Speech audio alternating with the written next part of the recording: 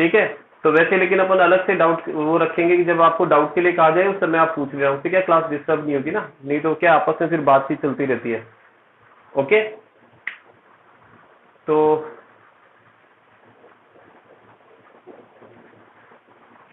Okay चलिए, तो अब थोड़ा सा एक बार अपन डिस्कशन कर लेते हैं। देखिए ऐसा है कि आपका जो 12th क्लास का सिलेबस है, ठीक है, उस 12th क्लास के सिलेबस में कुछ चेंजेस होने वाले हैं। वो तो आपको पता है कि नेचुरल है, चेंज होगा, 20 to 30% सिलेबस आपका डिडक्ट होगा।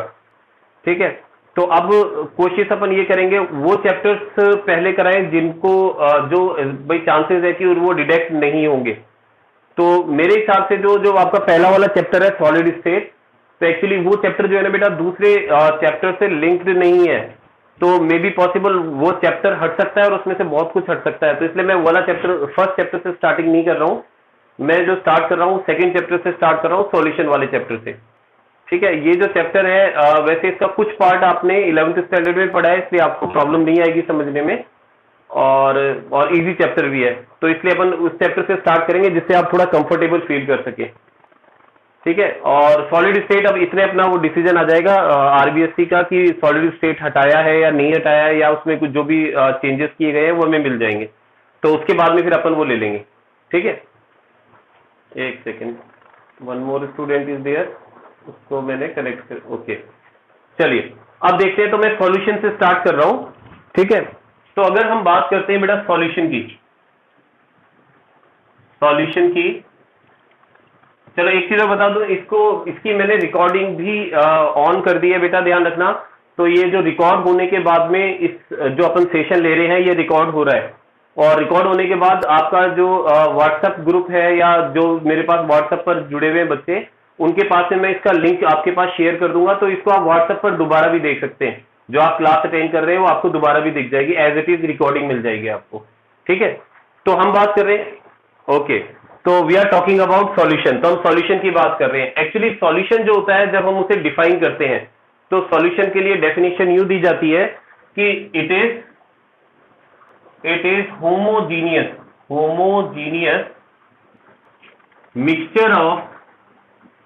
मिक्सचर ऑफ टू और more than two non reacting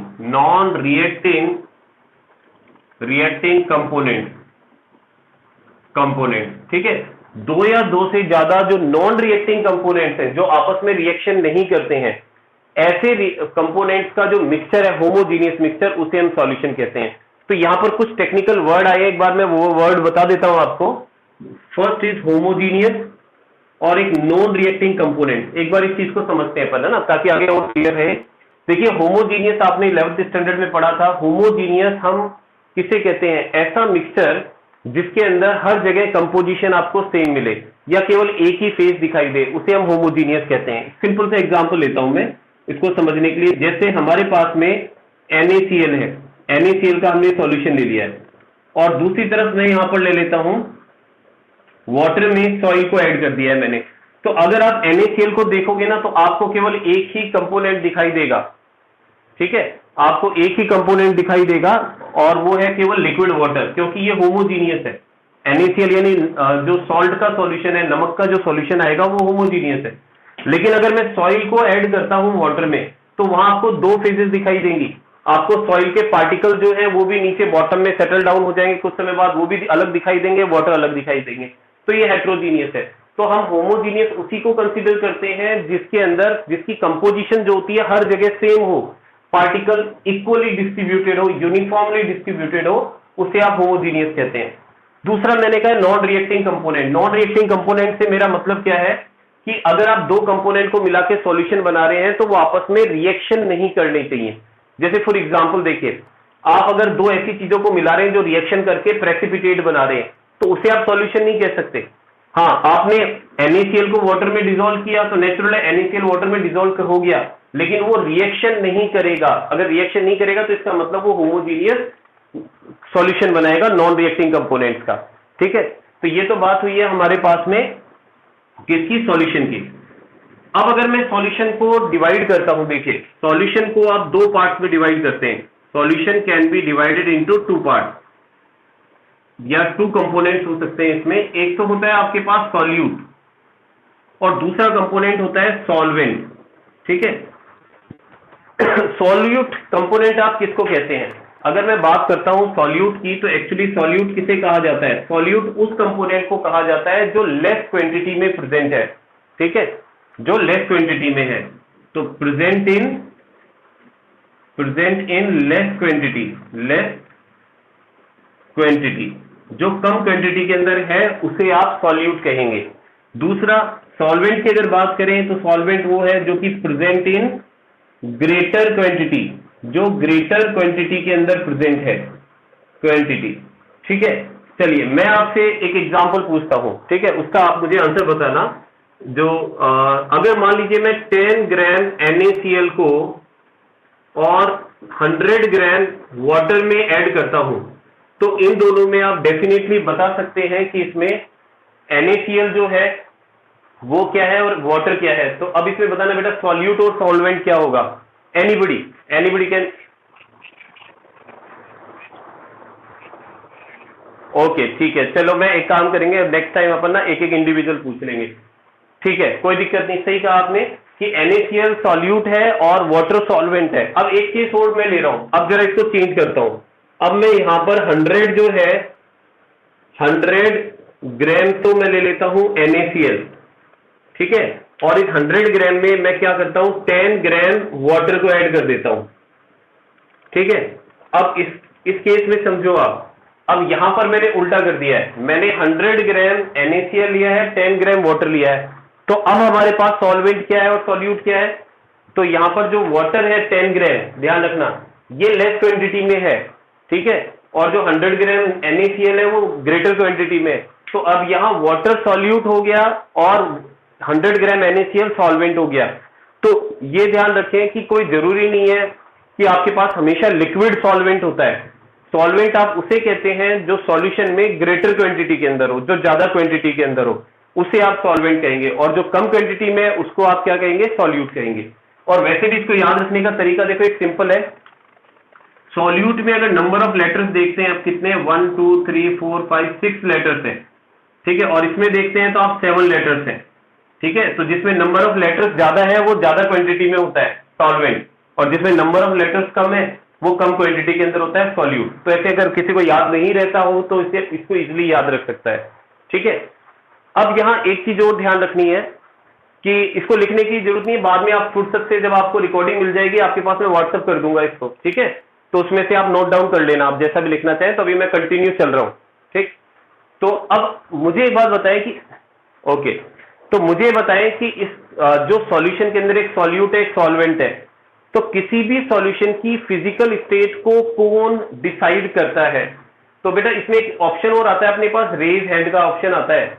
आप देखना जहां बोर लिखा हुआ है ना, वहां रेज हैंड का एक ऑप्शन आता है। तो आप रेज हैंड भी कर सकते हैं जो आंसर देना चाहता है, तो उससे मुझे पता रहेगा कि हाँ ये आंसर बता रहे हैं। आप जब टैप करेंगे ना, इस पर टैप करने पर आपको एक मोर का ऑप्शन मिलेगा। यस हितेश, यस हितेश बताएं आप। हितेश ये बताओ। यस, आप कह रहे हो कि सॉल्वेंट जो है वो डिसाइड करेगा कि अपने पास जो सॉल्यूशन है उसकी फिजिकल स्टेट क्या होगी। ठीक है, तो यहां मेरा कहने का ओके सही है। एक बार मैं इसको रफ कर देता हूं।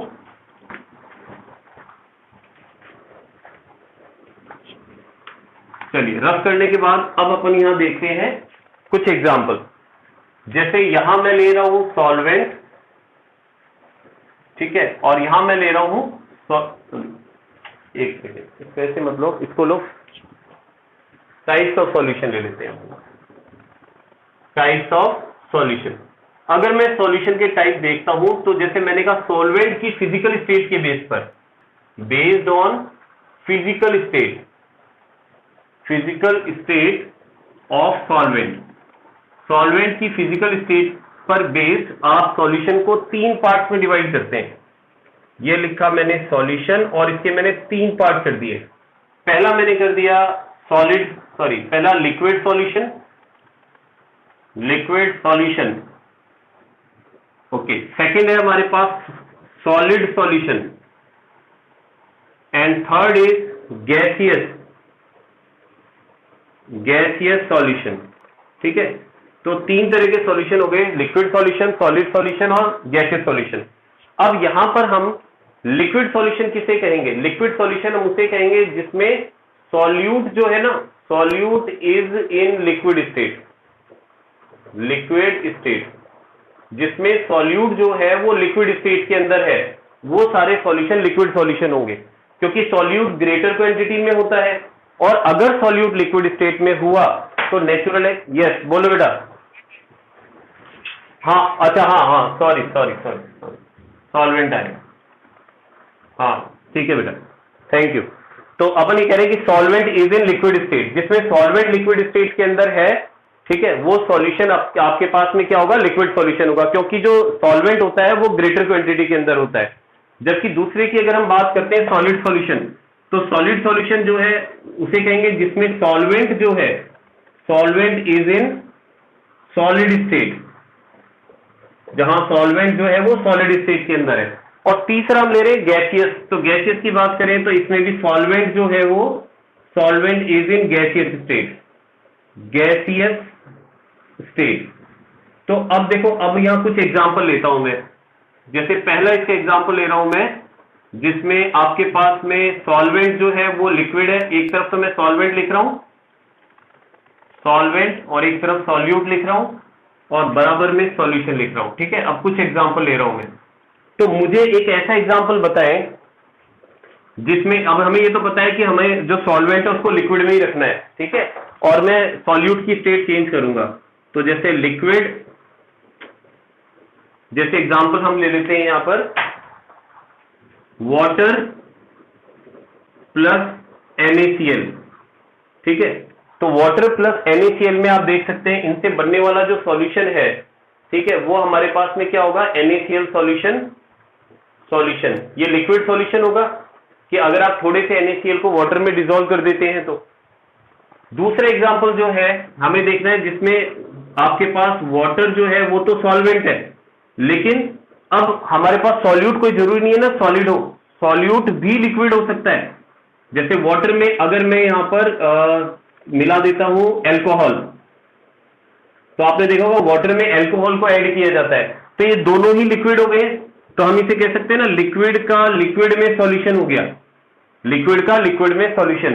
तो यहां एल्कोहल सॉल्यूशन, ठीक है, एल्कोहल का जो सॉल्यूशन है वो इसका एग्जांपल हो जाएगा।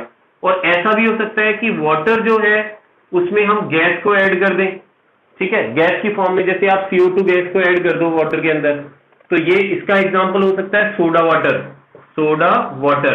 सोडा वाटर आपने देखा कोल्ड ड्रिंक्स की जो बोतल होती है, उन कोल्ड ड्रिंक की बोतल में अगर आप गौर करें तो क्या होता है, CO2 गैस जो होती है ना बेटा, CO2 गैस जो होती है उसको डिसॉल्व किया जाता है, किसमें डिसॉल्व किया जाता है? वाटर में, हाई प्रेशर पर, तो वो सोडा वाटर की फॉर्मेशन कर लेती है, ठीक है। तो मेरा कहने का मतलब लिक्विड सॉल्यूशन आपके पास तीन तरह का हो सकता है। हाँ बोलिए, बोलो बेटा। हाँ बिल्कुल कर सकते हैं, ये मैंने एक NaCl लिखा है ना बेटा, तो ये जो एग्जांपल है ध्यान रखना, ये लिक्विड में सॉलिड का एग्जांपल है। तो ये तो मैंने एक एग्जांपल लिया है, यहां पर आप और क्या लिख सकते हैं, जैसे मान लो वाटर प्लस NaCl है, वाटर प्लस शुगर है, वाटर प्लस यूरिया है, जैसे यूरिया जो होता है ना जो खेतों में डाला जाता है, तो वो भी सॉलिड होता है, तो वो, हाँ ये इसके एग्जाम्पल हो सकते हैं, ठीक है।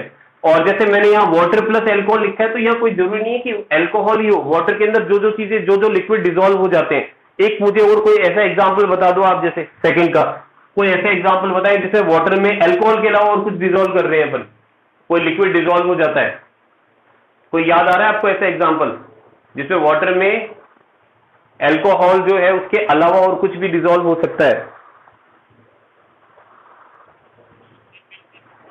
हाँ मिल्क तो एक्चुअली में ना ऑलरेडी एक तरह का सॉल्यूशन है, उसमें क्या फैट डिसॉल्व होता है।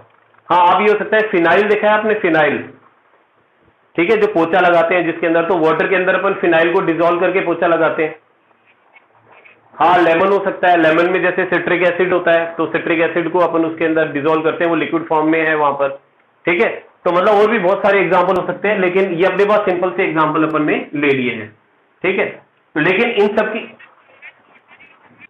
नहीं, कोई जरूरी नहीं है, कोई जरूरी नहीं है। यहाँ मैं मेरा यहाँ कहने का मतलब है, यहाँ लिक्विड लिखा है मैंने, ठीक है, जैसे ये सॉल्वेंट लिक्विड है, लिक्विड है, लिक्विड है, तो मेरा कहने का मतलब है कि सॉल्वेंट लिक्विड होगा हमेशा इसके अंदर, लेकिन जो आपके पास सॉल्यूट है ना, वो सॉलिड भी हो सकता है, लिक्विड भी हो सकता है और गैस भी हो सकता है। लेकिन जो बनने वाला सॉल्यूशन होगा वो हमेशा आपके पास में लिक्विड सॉल्यूशन होगा, जैसे NaCl का सॉल्यूशन, अल्कोहल का सॉल्यूशन और सोडा वाटर का सॉल्यूशन। तो ये तीनों ही लिक्विड सॉल्यूशन है क्योंकि इसमें सॉल्वेंट लिक्विड है।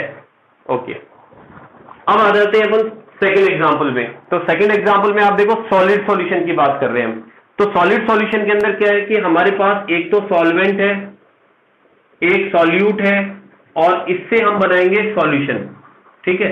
लेकिन हमें क्या ध्यान रखना है कि हम सॉलिड सॉल्यूशन की बात कर रहे हैं तो हमारा जो सॉल्वेंट है वो सॉलिड होगा, ठीक है। तो इसमें देखो सॉलिड सॉल्वेंट की बात करें तो सॉलिड प्लस, पहला एग्जांपल मैं ले रहा हूं, solid plus solid equals to बनने वाला जो सॉल्यूशन होगा वो सॉलिड सॉल्यूशन होगा। तो मुझे कोई ऐसा एग्जांपल बता सकते हैं आप जहां एक सॉलिड में दूसरा सॉलिड जो है उसको डिसॉल्व करके रखा जाता है? एनी एग्जांपल जो आपस में डिसॉल्व होते हैं, सॉलिड में सॉलिड घुला हुआ हो। ओके, देखिए आपने एलॉय सुना है, ALLOW, alloy, Y sorry alloy. तो एलॉय में क्या होता है, एक मेटल को मेल्ट किया जाता है, फिर दूसरे मेटल को मेल्ट किया जाता है और दोनों मेटल को मिक्स कर दिया जाता है। अब जो एलॉय होता है वो एक्चुअली दो या दो से ज्यादा मेटल का एक सॉल्यूशन ही है, ठीक है। तो यहां पर इसका एग्जांपल हो सकता है एलॉय, ठीक है। एलॉय जो है वो हमारे पास सॉलिड सॉल्यूशन है क्योंकि एलॉय हमें सॉलिड में मिलेगा क्योंकि हमारे पास सॉल्वेंट सॉलिड था यहां पर। One more example, solid plus liquid. अब अपन ऐसा एग्जांपल देख रहे हैं जहां सॉलिड में लिक्विड प्रेजेंट हो। तो ऐसा सॉल्यूशन जहां पर सॉलिड आपके पास एक्सेस में है और उसमें थोड़ी सी मात्रा में लिक्विड भी डिसॉल्व है, लेकिन बनने वाला सॉल्यूशन आपके पास क्या होगा, सॉलिड बनेगा। सीमेंट प्लस वाटर, हाँ बिल्कुल, बिल्कुल बन सकता है, बिल्कुल बन सकता है, ठीक है ना, हो सकता है ये, ठीक है। तो इसके अंदर और भी देखें अपन अगर एग्जांपल, इसका जैसे अपनी बुक्स में जो एग्जांपल दिया हुआ है ना, मैं अगर वो एग्जांपल लेता हूं तो उसमें दिया हुआ है हमें Na प्लस Hg। अब इसका आपको पता चल गया होगा ऐसा क्यों लिखा है मैंने, क्योंकि Na जो होता है ना बेटा ये सॉलिड होता है और Hg जो मेटल है वो लिक्विड होता है। तो इस सॉलिड में लिक्विड को मिक्स करके रखा जाता है, इसे कहा जाता है सोडियम एमलगम, सोडियम एमलगम। अब यहां ध्यान रखना, सोडियम एमलगम यानी एमलगम जहां टर्म आ गई ना उसका मतलब वहां मर्करी आएगा, ठीक है। तो यह सोडियम एमलगम है, जिंक एमलगम हो सकता है, तो जिसके अंदर आपके पास मर्क्यूरी जो है वो लिक्विड स्टेट में होगा और उसको सॉलिड में डिसॉल्व करके रखा जाता है, ठीक है। एक बार इस नीचे वाले को रफ कर रहा हूं मैं क्योंकि स्पेस कम है। और इसके बाद जो तीसरा एग्जांपल आता है हमारे पास वो आता है सॉलिड में गैस और उससे बनने वाला एक सॉल्यूशन, सॉलिड में गैस डिसॉल्व हो। तो ऐसा कोई एग्जांपल हो सकता है। तो देखो ये एग्जांपल थोड़े प्रैक्टिकल नहीं है क्योंकि ये एग्जांपल हम बुक्स में ही पढ़ते हैं, चारों ओर कम देखते हैं। जैसे फॉर एग्जांपल आप देखें पैलिडियम प्लस हाइड्रोजन या निकल प्लस हाइड्रोजन। एक्चुअली ये एग्जांपल जो है ना कहां काम में आते हैं, जहां रिएक्शंस कराते हैं हम, जो रिडक्शन वाली रिएक्शन कराते हैं जहां पर हाइड्रोजन से रिएक्शन होती है। तो एक्चुअली ये वाले जो मेटल्स होते हैं इनके बीच में खाली जगह होती है। इसको यूं समझे जैसे ये हमारे पास में सपोज निकल है और इस निकल के बीच बीच में ना खाली जगह है, यहां पर देखो ये खाली स्पेस दिख रहा है। ये जो खाली स्पेस है इसे कहा जाता है इंटरस्टिशियल स्पेस और इस इंटरस्टिशियल स्पेस में हाइड्रोजन भरी हुई रहती है। तो ये जो निकल के हमारे पास एटम्स है, ये निकल के एटम्स तो सॉलिड हो जाएंगे और इस सॉलिड के अंदर बीच बीच में क्या भरी हुई है, गैस भरी हुई है। तो ऐसा जो एग्जांपल है जिसमें मेटल के अंदर हमारे पास में गैस डिसॉल्व होती है, ठीक है, इसे हम, ये भी हमारे पास सॉलिड फॉर्म में ही होगा। तो ये इसका एग्जांपल है। तो ये आपको थोड़ा सा ध्यान रखना पड़ेगा क्योंकि ये प्रैक्टिकल नहीं है, ये हमारे चारों ओर कम देखने को मिलते हैं, ये लैब में ही यूज में आते हैं मोस्टली, ठीक है। तो ये हमारे पास सॉलिड सॉल्यूशन हो गए क्योंकि इन सब में सॉल्वेंट जो था वो हमारे पास सॉलिड फॉर्म में था, ठीक है। इसको रख कर रहा हूं बेटा मैं, ओके। चलिए अब इसके बाद आगे चलें।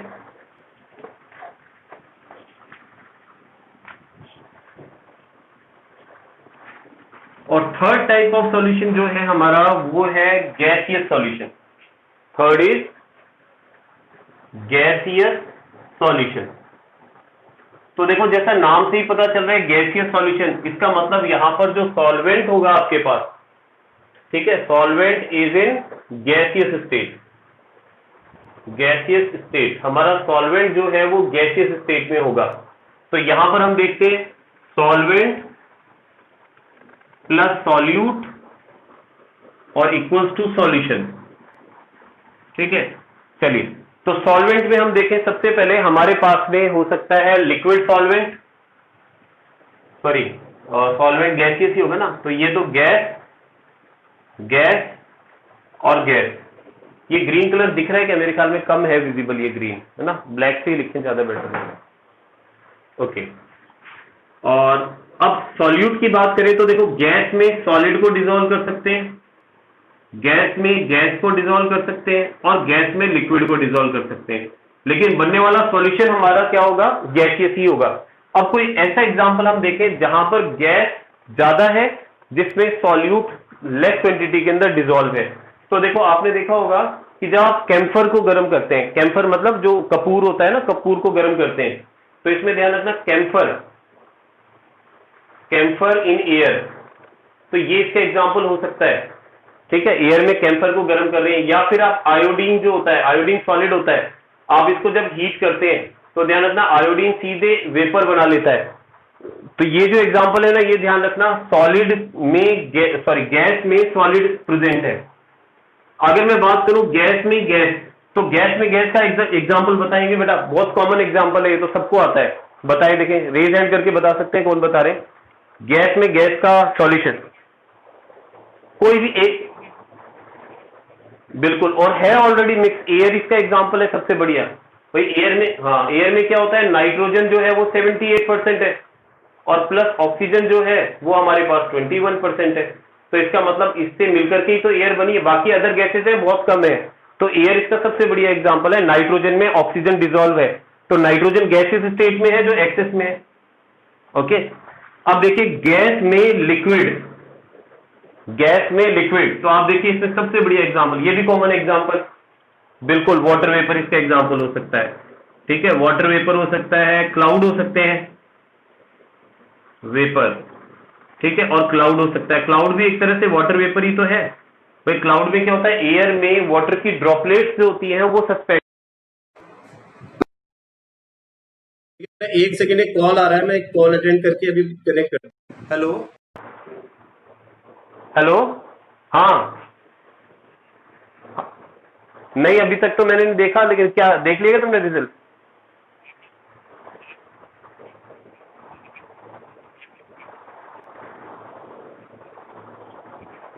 सिक्सटी 68 बताइएगा तुम्हारी। हाँ तो आई होगी, बिल्कुल, सबके बढ़िया मार्क्स आए हैं इस बार, कोई दिक्कत नहीं। मैं देख रहा हूँ, वैसे मैं देख रहा हूँ, नहीं मैं सेंड कर दूंगा, मुझे मिलती है, ठीक है ना। ओके, ओके,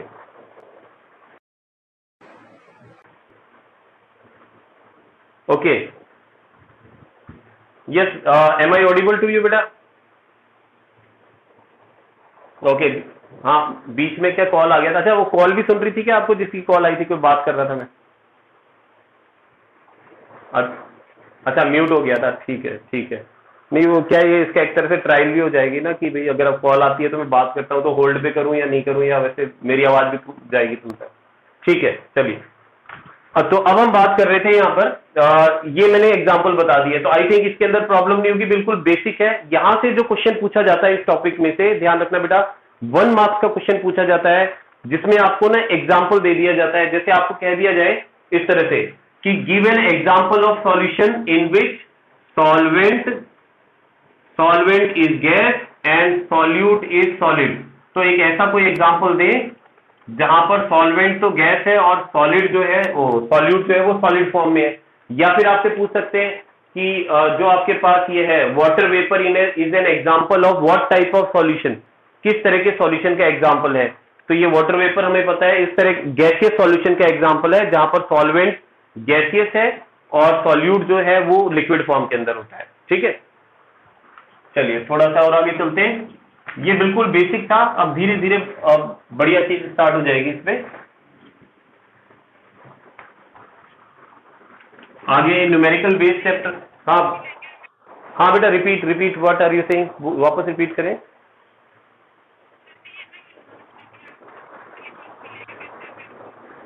देखो इसका वैसे तो मेरे पास दो मेथड है। एक तो ये मैं कह रहा हूं जैसे ये जो रिकॉर्डिंग है ना आपके पास, मतलब अभी जो मैं पढ़ा रहा हूं आपको, ये एज इट इज आपको मैं व्हाट्सएप पर अभी सेंड कर दूंगा शाम तक, ठीक है।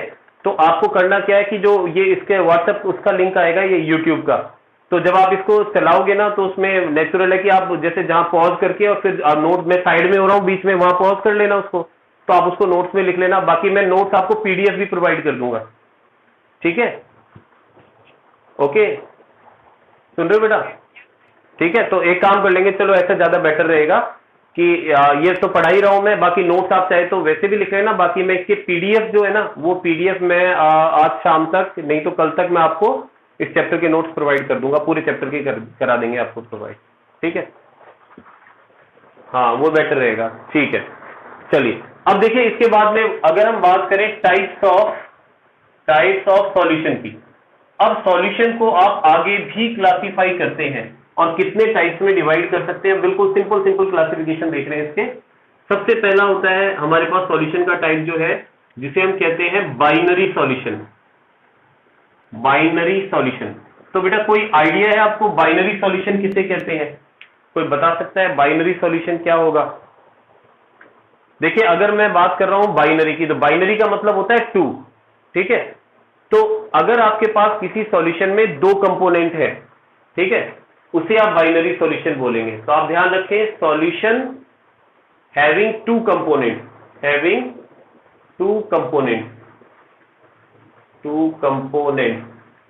तो इस पूरे चैप्टर में ध्यान रखना बेटा, इस पूरे चैप्टर में हम केवल बाइनरी सॉल्यूशन के बारे में पढ़ेंगे, ऐसे सॉल्यूशन के बारे में पढ़ेंगे जिसमें हमें केवल 2 कंपोनेंट मिलते हैं, ठीक है। जैसे हमने कहा था ना वाटर प्लस NaCl, तो ये एक बाइनरी सॉल्यूशन है क्योंकि इसमें 2 कंपोनेंट है। इसी तरह से अगर 3 कंपोनेंट है तो ट्राइनरी सॉल्यूशन हो जाएगा, 4 कंपोनेंट है तो टेटनरी हो जाएगा, तो क्वेटनरी हो जाएगा, सॉरी। लेकिन हमें इस चैप्टर में केवल बाइनरी के बारे में पढ़ना है। नंबर 2 एक होता है सैचुरेटेड सॉल्यूशन। सैचुरेटेड सॉल्यूशन ये आपने वैसे 11th स्टैंडर्ड में भी इसके बारे में पढ़ा है। तो सैचुरेटेड सॉल्यूशन किसे कहते हैं? देखिए सैचुरेटेड सॉल्यूशन वो होता है जिसमें और ज्यादा सॉल्यूट को ऐड नहीं किया जा सके। इसको एक सिंपल से उससे समझे आप, जैसे आपने एक ग्लास पानी लिया और उसमें आपने 1 चम्मच NaCl को डिसॉल्व किया, फिर वो डिसॉल्व हो गया, 1 चम्मच और डाला, डिसॉल्व हो गया, 1 चम्मच और डाला, डिसॉल्व हो गया। अब जब आप ये रिपीटेड करते रहेंगे तो एक टाइम ऐसा आएगा कि वो NaCl उस वाटर में डिसॉल्व होना बंद हो जाएगा, उसके आगे वो डिसॉल्व नहीं होगा। तो आप कहेंगे कि हाँ मैंने इसके अंदर मैक्सिमम NaCl को डिसॉल्व कर दिया है, now no more solute can be dissolve in it. तो वो जो अपने पास में सॉल्यूशन आएगा उसी सॉल्यूशन को हम क्या बोलेंगे? Saturated solution. तो हम कह सकते हैं कि ऐसा solution in which no more solute can be added, जिसमें और ज्यादा सॉल्यूट को ऐड नहीं किया जा सकता, उसे हम कहते हैं सैचुरेटेड सॉल्यूशन, ठीक है। और इसका एक सिंपल सा एग्जांपल है 36 gram NaCl can be added in 100 gram water. ध्यान रखना 100 ग्राम पानी है ना आपके पास, तो उसमें ज्यादा से ज्यादा आप 36 ग्राम नमक 36 ग्राम NaCl को डिसॉल्व कर सकते हैं, उससे ज्यादा डिसॉल्व नहीं कर सकते, ठीक है।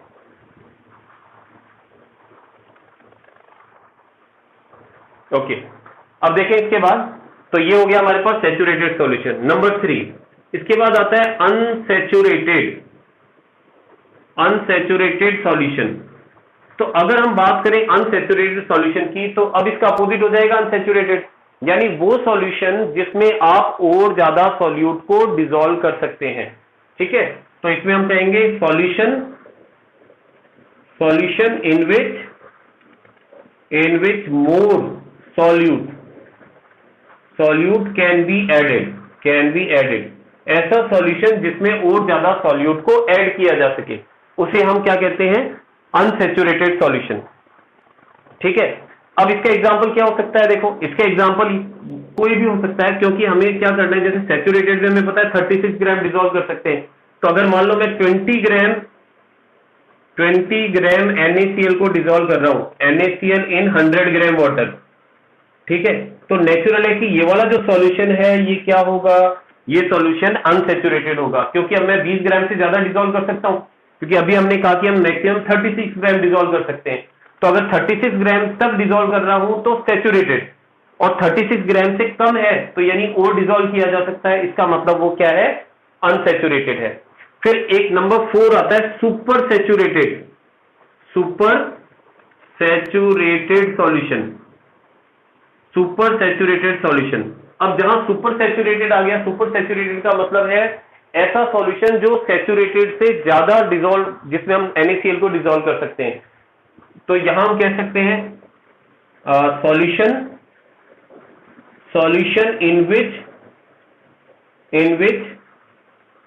मोर देन सैचुरेटेड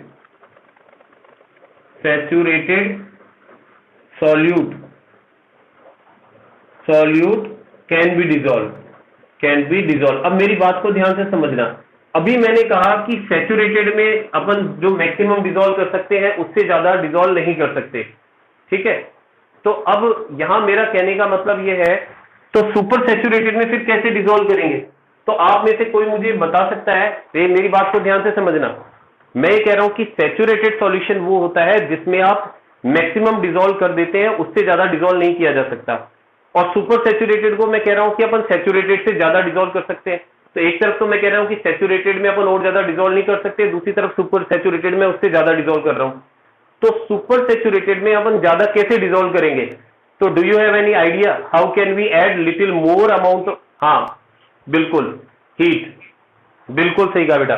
ध्यान रखना, जैसे देखो एक सिंपल सा एग्जांपल, आपने देखा है शुगर सिरप बनते हुए कभी? शुगर सिरप, चाशनी।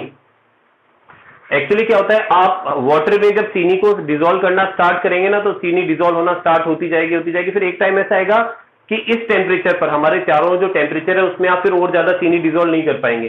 तो आप बोलेंगे कि अब ये जो सॉल्यूशन बना है वो सैचुरेटेड है, अब आपको और ज्यादा चीनी डिसॉल्व करनी है, क्योंकि चाशनी में ध्यान रखना वो सुपर सैचुरेटेड सॉल्यूशन होता है। तो उसके लिए आप क्या करते हैं, उस सॉल्यूशन को आप गर्म करते हैं। तो गर्म करने से क्या होता है, किसी भी सॉल्यूशन की सॉल्युबिलिटी बढ़ जाती है। सॉल्युबिलिटी बढ़ने का मतलब आप उसमें और ज्यादा सॉल्यूट को डिसॉल्व कर सकते हैं। तो और ज्यादा डिसॉल्व कर सकते हैं, तो इसका मतलब वो क्या बन जाएगा फिर, सुपर सैचुरेटेड। मतलब 36 ग्राम से जितना, जिसमें ज्यादा डिसॉल्व कर रखा है, इसका मतलब वो सुपर सैचुरेटेड सॉल्यूशन है, ठीक है। तो ये 3 तरह के सॉल्यूशन हो गए अपने पास, सैचुरेटेड, अनसैचुरेटेड, सुपर सैचुरेटेड। इसके अलावा एक टाइप और आती है इसकी, वो भी देखें अपन।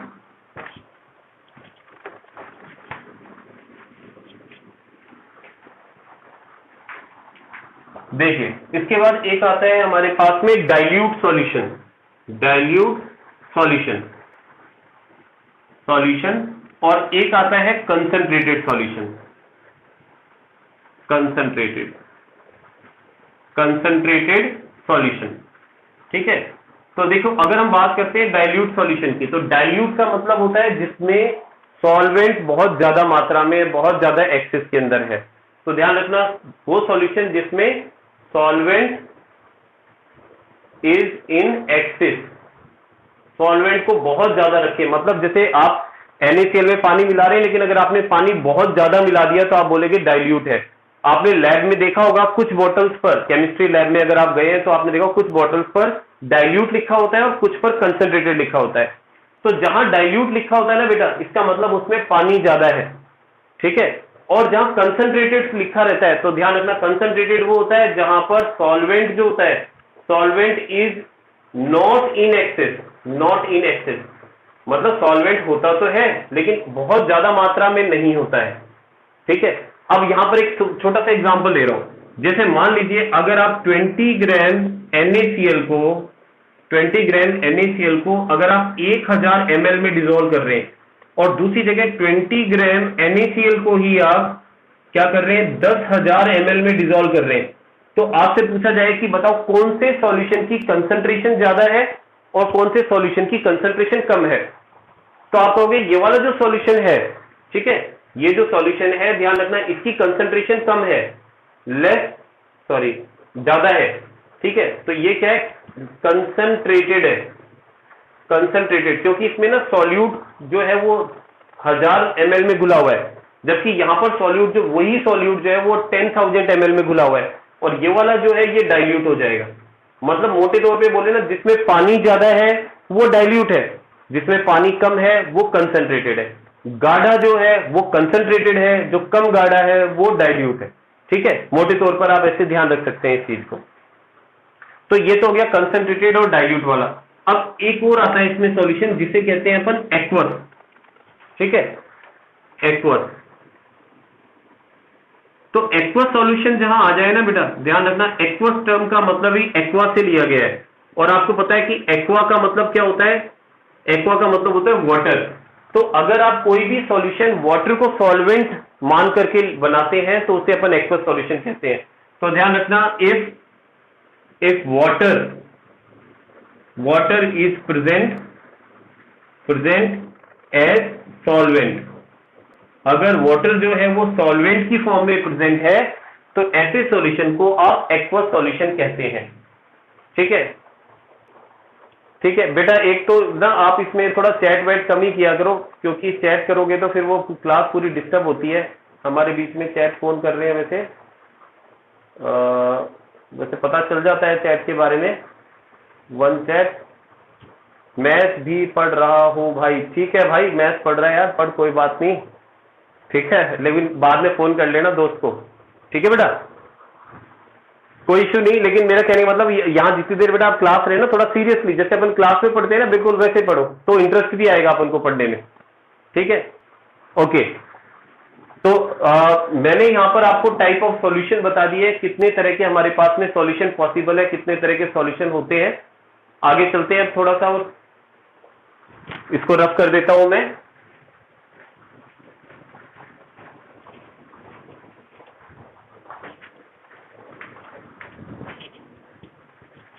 अब देखो, जो सॉल्यूशन होते हैं ना बेटा, अब ये वाला क्वेश्चन बड़ा इंपॉर्टेंट है। जो मतलब क्वेश्चन का जो टॉपिक ले रहा हूं मैं, ये एक तरह से इस चैप्टर की एक बैकबोन है। ये जो टॉपिक है इसको अच्छी तरह से समझ लेना है अपन को।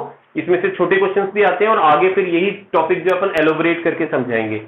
एक टर्म आती है जिसको हम बोलते हैं concentration, concentration unit of solution, किसी सॉल्यूशन की कंसंट्रेशन यूनिट। ठीक है, तो देखो, कंसंट्रेशन किसे कहते हैं हम? कंसंट्रेशन कहते हैं किसी भी सॉल्यूशन में जो सॉल्यूट की क्वांटिटी है वो उसकी कंसंट्रेशन होती है।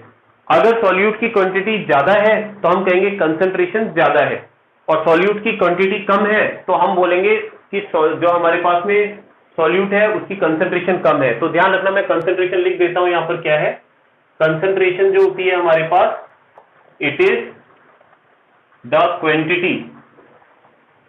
Quantity of solute, quantity of solute present in solution. ठीक है, सॉल्यूशन के अंदर जो सॉल्यूट की क्वांटिटी होती है उसी को हम बोलते हैं कंसंट्रेशन। अब कंसंट्रेशन जो यूनिट्स हैं ये बहुत इंपॉर्टेंट है, इसको समझना। कंसंट्रेशन यूनिट कितनी तरह की, इनके बारे में डिटेल में तो हम कल पढ़ेंगे, लेकिन आज मैं आपको इसके टाइप्स बता देता हूं कि कितनी तरह की कंसंट्रेशन यूनिट्स हैं जो अपन आज स्टडी करेंगे। देखिए, सबसे पहली जो कंसंट्रेशन यूनिट है उसे हम कहते हैं mass by mass, mass by mass unit. ठीक है, अब मास बाय मास यूनिट से मेरा मतलब क्या है, समझना आप इस चीज को, कि मास बाय मास मतलब ऊपर वाला जो मास है वो तो सॉल्यूट को बता रहा है, और नीचे वाला मास जो है वो सॉल्यूशन को बता रहा है। तो हम कंसंट्रेशन एक्सप्रेस करेंगे, लेकिन दोनों के मास आएंगे उसके अंदर। तो इसके अंदर जो पहली यूनिट आती है जिसके बारे में हम डिटेल में पढ़ेंगे वो है आपके पास मास बाय मास परसेंट। ठीक है, इसको अपन m बाय m परसेंट भी बोलते हैं। दूसरी यूनिट जो हम पढ़ेंगे दैट इज, वो है हमारे पास में मोलैलिटी, मोलैलिटी। ठीक है, तीसरी यूनिट जो हम पढ़ेंगे वो है हमारे पास मोल फ्रैक्शन, मोल फ्रैक्शन। ठीक है, ये चीजें अपन पढ़ रहे हैं जी, ये जो केवल किस चीज को बता रही है, मास बाय मास को। एक अपन पढ़ेंगे यहां पर mass by volume, mass by volume. ठीक है, मास बाय वॉल्यूम में पहली जो कंसंट्रेशन अपन पढ़ेंगे यूनिट वो है mass by volume percent, mass by volume percent, मतलब सॉल्यूट का मास और सॉल्यूशन का वॉल्यूम। दूसरी जो है वो अपन पढ़ेंगे मोलैरिटी, मोलैरिटी। नंबर थर्ड अपन पढ़ेंगे नॉर्मेलिटी। नंबर फोर हम पढ़ेंगे मोलैरिटी के बाद में फॉर्मेलिटी। फॉर्मेलिटी के बाद नंबर फिफ्थ जो है वो है हमारे पास में स्ट्रेंथ। स्ट्रेंथ, ठीक है, ये सारी हमारे पास कंसंट्रेशन यूनिट्स हैं। और लास्ट जो है वो आती है हमारे पास वॉल्यूम। वॉल्यूम बाय वॉल्यूम, और वॉल्यूम बाय वॉल्यूम में एक है हमारे पास वॉल्यूम बाय वॉल्यूम परसेंट, ठीक है। अब एक बहुत ही इंपॉर्टेंट क्वेश्चन बता रहा हूं मैं। देखिए, इसमें क्वेश्चन पूछा जाता है कि इन यूनिट्स में से कौन सी ऐसी कंसंट्रेशन यूनिट है which is affected by temperature, ठीक है। ऑब्जेक्टिव टाइप क्वेश्चन है ये, 1 मार्क्स का क्वेश्चन आता है इसमें मोस्टली। तो कौन सी ऐसी कंसंट्रेशन यूनिट है जो कि टेम्परेचर से अफेक्ट होती है? तो आप इसका आंसर बता सकते हैं बेटा, कोई भी इसका आंसर बता सकता है, बताएं देखें। Anybody can answer this question. Mass by volume, बिल्कुल। इसमें एक चीज ध्यान रखना बेटा, एक्चुअली क्या होता है कि जब आप टेम्परेचर बढ़ाते हैं ना, जब आप टेम्परेचर को इंक्रीज करते हैं तो ध्यान रखना वॉल्यूम जो होता है ना, वॉल्यूम वो भी इंक्रीज होता है।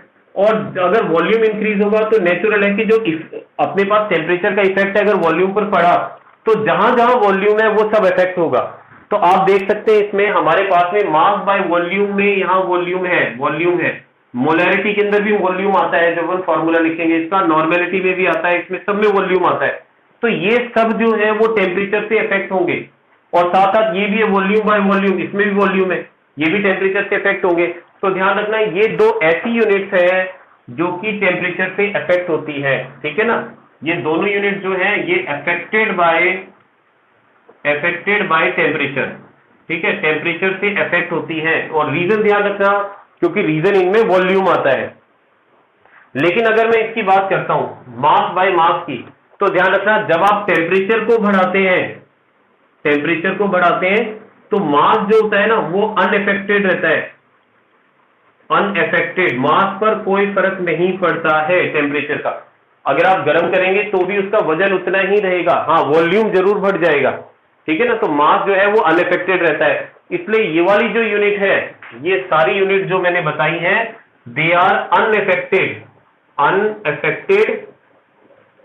Affected by temperature, by temperature. ये टेम्परेचर से अनअफेक्टेड रहती है। इसमें एक यूनिट रह गई फोर्थ, ये और थी पीपीएम, ठीक है।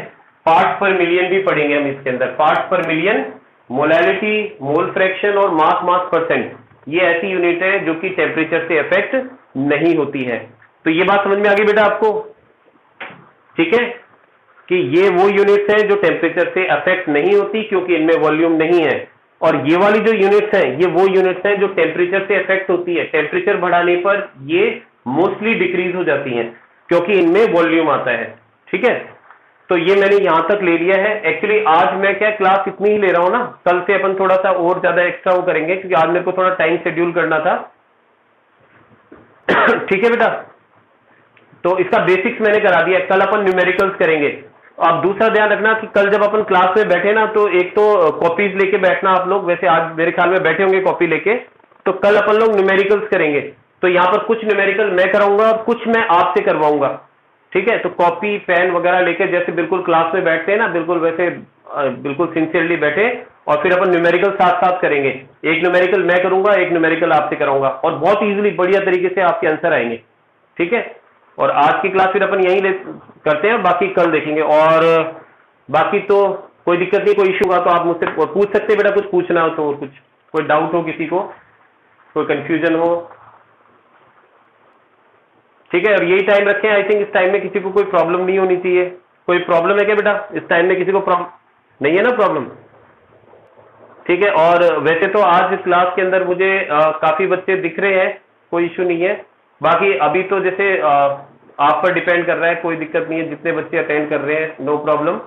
बाकी अभी तो अपन जब तक जैसे वो नहीं है, जब तक तो लाइव ले रहे हैं अपन क्लास, बाकी जैसे ही ओपन हो जाएंगे इंस्टीट्यूट वगैरह तो फिर अपन ऑफलाइन क्लास स्टार्ट कर देंगे, ठीक है। ओके, तो आज की क्लास बेटा यही ऑफ कर रहा हूं। कल फिर 4 o'clock शार्प अपन क्लास स्टार्ट करेंगे ना, 4 बजे फिक्स, क्योंकि टाइम का बिल्कुल पंचुअल हूं मैं। तो आप भी बिल्कुल 4 बजे स्क्रीन पे आके बैठ जाना, फिर अपन 4 बजे क्लास देंगे। तो that's all for today. Go, have a good day. Okay.